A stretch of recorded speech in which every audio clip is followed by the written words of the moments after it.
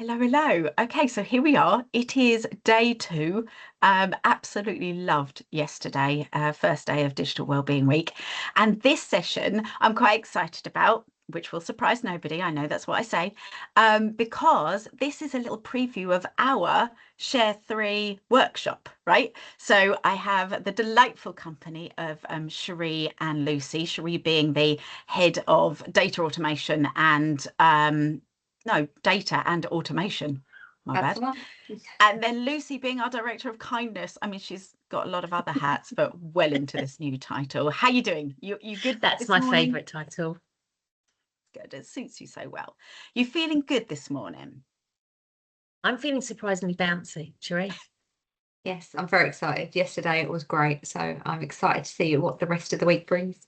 It's a nice energy, isn't it? Well, so what we're going to do within the next 30 minutes, I think, maybe 30, 40 minutes, is we're going to give everybody a preview into our workshop, which is the psychology of stress and well-being. And what I'm really hoping is that it becomes obvious that ours isn't really the same as everyone else's. We take it from a slightly different angle. And it might even seem weird for people that we have a psychology of stress and well-being workshop when we deal with technology so much. And I really hope that by the end of this session, that answer will become clear as well, because it's so intrinsically linked.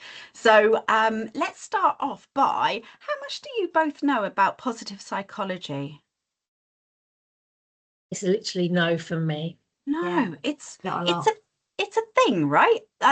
Most of the psychology that we use just generically, just across society, is really concerned with illness, with disease, with what went wrong. Now, positive psychology, and you'll immediately clock why I love it. Positive psychology is about how can we be well? It's all about that. How can we flourish? What are the conditions in which we all do much better than not being ill? We're actually enjoying ourselves and flourishing. So it's got these kind of pillars of understanding. Like, first of all, well-being is so much more than the absence of stress. Let's be a lot more ambitious than that. But sometimes, if you live under high pressured circumstances, you might be forgiven for thinking, the absence of stress is the goal. We could kind of go beyond that. How are we feeling stress levels this morning? Have you got any? I'm all right today. I don't feel too bad today. I've It's a definitely good, had worse days. yeah, same. But I feel like the absence of stress is the first thing you try and notice. So Yeah.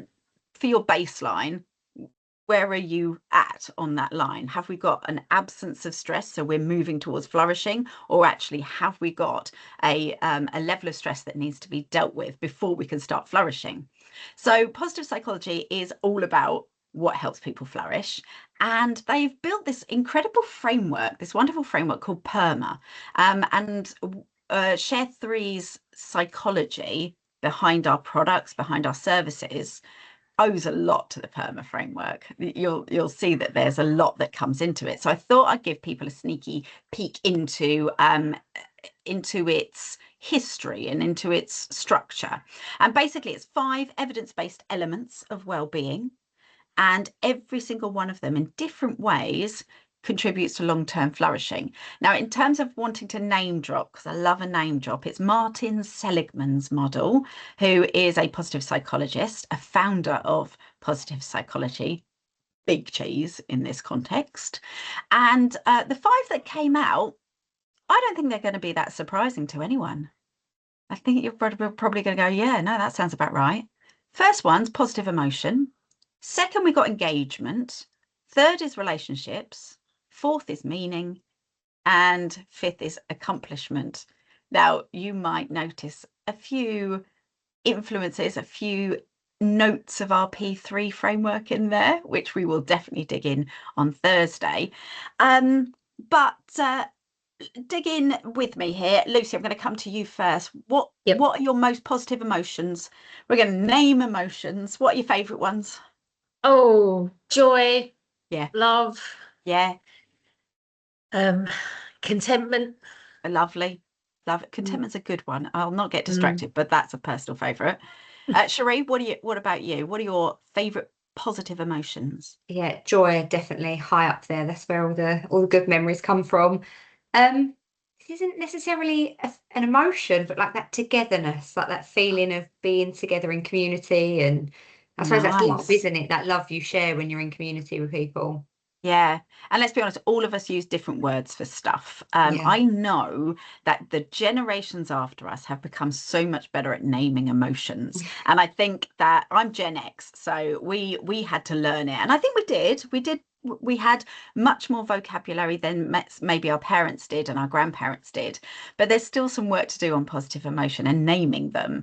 And there's good research to suggest that experiencing positive emotions builds skills. They sit alongside as we build skills. And I think that makes sense. All right, engagement then. Engagement is the idea that you're fully focused in something that you're doing. What about Sheree? What about you and focus? I come into you here. I find focus really hard. Preach. Yeah, I have a wonderful brain, and it will either focus on everything and nothing else exists. But if I'm struggling with focus, I just it's struggle, and trying to get Yeah. a minute of focus out of me is hard. So that's a tricky one for me. But if it's something that I align with, then I can really invest in something and engage with it. And Lucy, what about Yeah. you in engagement, focusing on things, feeling enveloped by a task? If it's something that, like you were just saying, you're engaged in, that you believe in, that you can, if you can see the output, the positive outcome, I'm 100% in. If I can't, I find it hard to navigate. Yeah. And then I will get distracted because I do have a butterfly tendency and Squirrel. get distracted by things. Squirrel. Yeah, definitely. And I absolutely love that that my son's generation, they seem to have such a great phrase for it, because he says he's locked in. I really like that. I'm so grateful for that vocabulary, and I use it. He and I talk about it a lot. We're getting locked in. And I know my hyper focus is one of my most favorite things. I'm not sure it's everyone else's favorite thing, because it really does lock me in. But I feel a really good sense of well-being when I'm locked into a task and thoroughly enjoying it. And then, of course, we've got relationships. Relationships I'm obsessed with as a systems thinker, because it's the relationships between things that make a system. Loads of people think it's actually the parts, like the people or the objects or the machinery or whatever it is, but it's not. It's the connections, it's the relationships.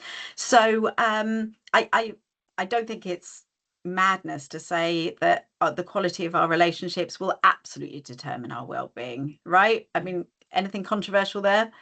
I get really, really negatively impacted by negative relationships. Yeah, it's so easy to get thrown off. And I think that's relates to the fact that positive emotion, engagement, and relationships they give us our meaning. For our P3 framework, we talk about purpose a lot, don't we? And meaning is absolutely everything. There's so much literature and research that shows that our sense of well-being is tied into what we feel our purpose is and what gives us meaning. So this is a really horrible question. I'm so sorry to do this kind of in the recording, but do you know what your purpose is? In life? I mean, bold, I know. I've been thinking about it loads, and I adapt as we go, and my purpose changes in the scenarios, but I've been giving so much more time to thinking about what my purpose is. Is that something that you register on a day-to-day basis? Because I bet most people don't. I don't think I do. For me, I think where I've got the young girls, I think it does come up for me, because if I notice I'm sort of spiraling, it might be work spilling into my personal life or something like that. Sometimes I do have to stop myself and think, actually, like, it's framed differently, but what matters here? And work can wait, unless something's burning down, but that very often is truly the case. But my children, the priority, and raising them up to have my attention and love and all the things that matter. So that is something that comes up a lot for me, because I have these small humans there to remind me.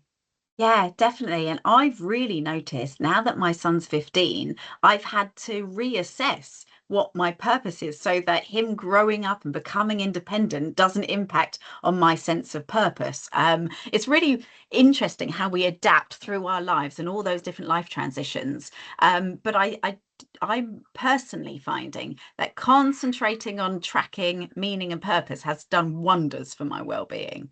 And then the last pillar of the PERMA model is accomplishment, which for our P3 model ties into beautifully to progress. If I'm not getting anywhere, I just can't. I lose it so quickly. Now, we do joke about the dopamine hits. I know I'm particularly susceptible to a dopamine hit, because it's a really good proxy for feeling like you're progressing, like you're accomplishing something. What are your greatest achievements? Oh, I'm just gosh, throwing out the casual ones today. In life, in the last month, like what are we talking? Entirely what makes you comfortable with the question. Please do adapt. Oh gosh. We're going for the deep ones here. wow. I just don't know what way to go from it. I think this ties into something really quite important, actually, that it's cultural. We don't big ourselves up, do we? It's not the thing No. that we do. And actually, I have an inkling from the experiences that I've had with the 100 Working Women project that women in particular aren't so focused on tracking, celebrating, and communicating their accomplishments. What are your thoughts on that? Yeah. And when you said tracking, that jogged something for me, because pre-kids, I used to have like a journal of goals. So it's still journal, but this was goals specifically. And I used to have loads of goals. And when I think back to things that I have ticked off of that, but that was a long time ago. But Can yeah, I just throw out there, both of you have done the London Marathon. that was on my goal list, and I have done that. So Yeah. I mean, I'm surprised that didn't come up. I don't think you've mentioned it before. Tell me again. We don't like to talk about it much, do we? We don't like to mention it. no, I don't like to mention, but Lucy's done 2, so she's the real champion among us. I know, honestly, the awe and wonder which I have for you both. But these accomplishments, I think, again, it's not rocket science. When we recognize our achievements, it gives us an enormous sense of well-being. It shows that we're doing something. And the more your accomplishments tie in with your purpose and your meaning, the more profoundly you feel a sense of well-being, or more profoundly you feel it. So what do you think? I love this model. It lands for me and I like it. What do you reckon? Yeah. Never How thought we about build it, but yeah. Share3. Yeah. And so it's a great way for our clients to really understand the lens in which we work with technology. We don't think of technology as just cogs and wheels and all the parts of machinery. We don't think of it in that way. We think of it as all part of a human system that we're working within. So let's move on to how we can do things in everyday work, and how the PERMA model literally just plays out in the way that Share3 works. So celebrating progress, I mean, we big each other up all the time. Hopefully this afternoon we're going to do the Hype Your Humans campaign. I think celebrating progress is something that we thoroughly enjoy and is embedded in the way that we work. Can you think of any progress celebrations we've had recently? I think we tend to find one every day, don't we? We're pretty good at celebrating. I think we're pretty good at that. It's a squirrel mentality again, isn't it? I think it is. I don't think we have any problem celebrating the tiniest of things and the largest of things, which is nice. And we've recently won new contracts. That's always handy. Easy to celebrate. So that was great. And then protecting focus time. So in Share3, for example, we work asynchronously. So we don't work in an office together. We work remotely. We join each other in client meetings. How do you protect your focus time? Do not disturb is my best friend. Because then you don't get the pings and the notifications. So if I really need to focus, do not disturb is my way to do that, and hide my phone. Do you hide your phone? Yeah, if I can see it, I've got this really terrible habit of just touching it so it lights up. Not because I want to do anything with it, but there might be something. Like, me and my sister do it all the time, but if we hide it, we don't do it because we can't see it. Oh, that's so funny. And what do we do to invest in our relationships? I'd like to highlight how much we want our clients to know that we are there for them. I think that's something that everyone who watches this, if they run a business, own a business, kind of work in management, they'll know this feeling that you just want to take care of your clients, which doesn't necessarily mean giving them exactly what they ask for, which is a bit of a tender subject. It's quite interesting how investing in a relationship isn't just about people pleasing, giving people what they want, saying yes all the time. And that's been a valuable lesson for me from positive psychology as well. Yeah. Last two, connecting tasks to purpose. So we've worked really hard in Share3 to make sure that we have outcomes that we're working towards. And we do that with varying degrees of success, depending on how busy it gets. But tying our tasks and our client projects to wider purpose, I think, is something that's really beneficial to driving the energy forward. I don't know if that makes sense, kind of keeping that momentum going. Yeah. What are your thoughts on that one? I think what has been really helpful is that because we're trying to connect tasks to a purpose, it actually makes us pause sometimes, not every time, but sometimes, to say, actually, are we doing this because we're just doing it and getting it done and being reactive, or are we looking and connecting it to the bigger purpose? And that can save you a lot of time in the long run. One of the things I decided to do, I get so many emails, so many, it's outrageous. And what I did is I created folders in my inbox for all of my goals, all of the big ones. So it was like, I named them things that I thought would amuse me. So like best mum in the world, that's where all the emails from the school go, or anything to do with my son's social life, or doctor's appointments, or whatever that is. It goes into best mum in the world to keep myself focused on that. And then I've got one called connecting with strangers. So that's where all my newest networking contacts go in. And so I tried to give them much wider goals, a much wider sense of purpose, and then filing them away made me smile each time. I knew I was working towards something a bit more meaningful than just, oh my gosh, that's a lot of emails. Good idea. And then recognizing achievements is just bigging each other up, honestly. Yeah. And I think one of the things that we can do is also celebrate our clients' achievements. In terms of making this a business model, you just big everyone up. One of the things that I love so much is the concept that celebrating other people's achievements has no impact on your own. It's a side quest. It's like, it won't bring you down, it won't necessarily bring you up, but it's absolutely in and of itself a standalone goal. So I quite like that one. So I think we do incorporate PERMA into almost everything that we do. Unknowingly, yeah. And obviously I'm a huge fan of this for all of our clients. So the idea is then that we encourage all of our clients to reflect on what element is their strength, what needs more attention, and then pick an action that you can take straight away that would move you towards that well-being model.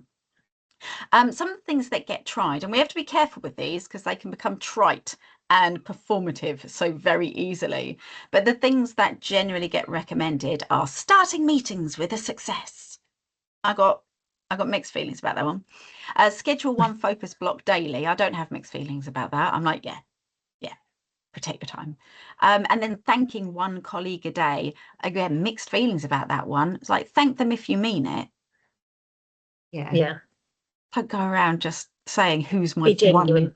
Yeah, be genuine and authentic. Yeah. Absolutely. And that is the worry with these models, that they start becoming a tick list for you to do, and they just become productivity then. That's not going to help our well-being.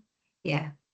And that's where it comes back to the culture, isn't it? Because it's sort of become part of our culture, and we'll big up each other's successes, thank each other, and say things like that, because it's just become part of what we do. It's not something that someone's told us to do and we've got to tick that box. So it comes from that top level, doesn't it, of the culture?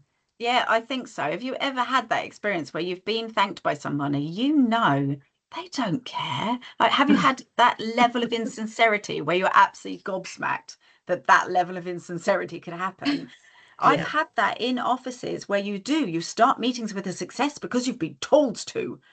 and then you're just pulling rubbish out the air. You're like, well, you're about to fire 75% of your company. Don't start with a success.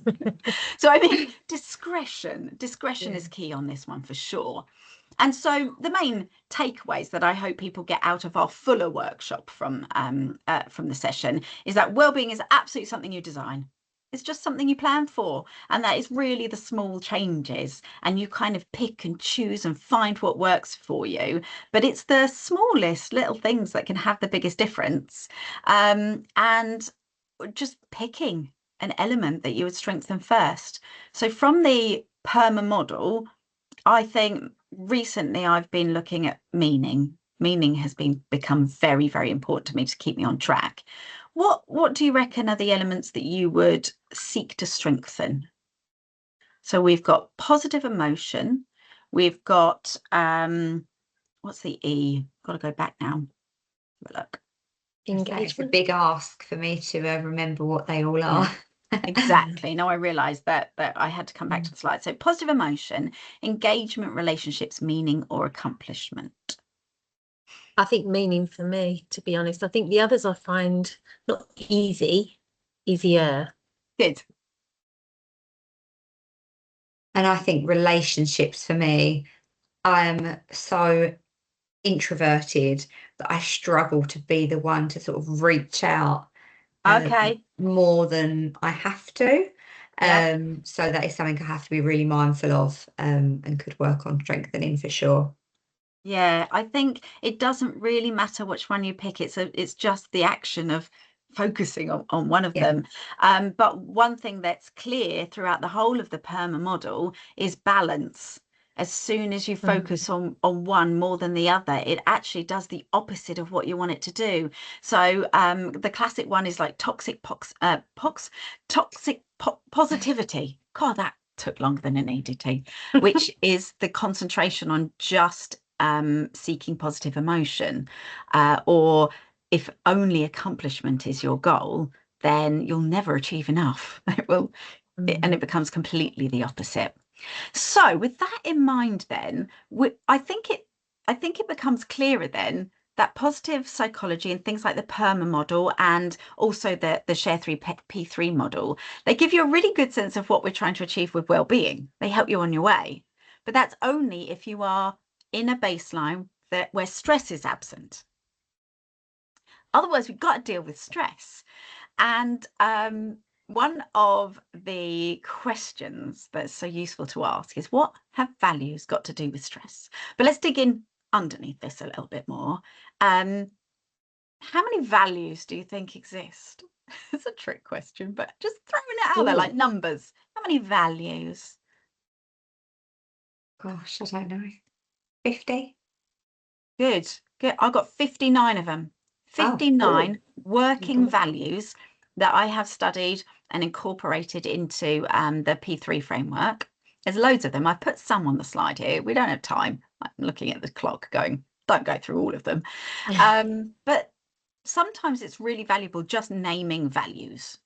Valuable naming values. See what I did there? So things like authenticity, fairness, assertiveness, fitness, justice, freedom. These are all values that can become part of our life. And values are wonderful because they move with us. They change all the way through our lives. We're just picking up values as we go. We get them from everywhere. But some, I don't know, you've seen what's the Pixar movie with all the emotions? Remind me again. Oh, Inside Out. That's it. You've seen Inside Out, haven't you? Some are core values. They stay with us no matter what. Have you ever done the exercise of finding out what your core values are? I don't think so. We did it very briefly, didn't we, a little while back, but not a deep dive. No, exactly, because you only deep dive into values with full consent, people. Like, just an absolute disclaimer on this video. You dive into core values with respect, space, time, and full consent. But it's a really wonderful way of looking into where your stress comes from. So there's two types of stress. This will be no rocket science for anyone here. Two types of stress. Physical stress, I'm about to be eaten by a bear. I've got not much to say about that. Try and keep away from bears. That's my advice to you there. And the fight and flight phenomenon is part of that. So physical stress, and then we've got psychological stress. And this is the work that Share3 is putting into the world, because through all the research that we've done, it appears that our values are very closely related to what brings us psychological stress. Okay, with that in mind then, valued actions are really where the sweet spot is. It's the honey in life. As soon as you take actions in your life that align with your values, stress, psychological stress, not the physical, bears are still dangerous, psychological stress melts away.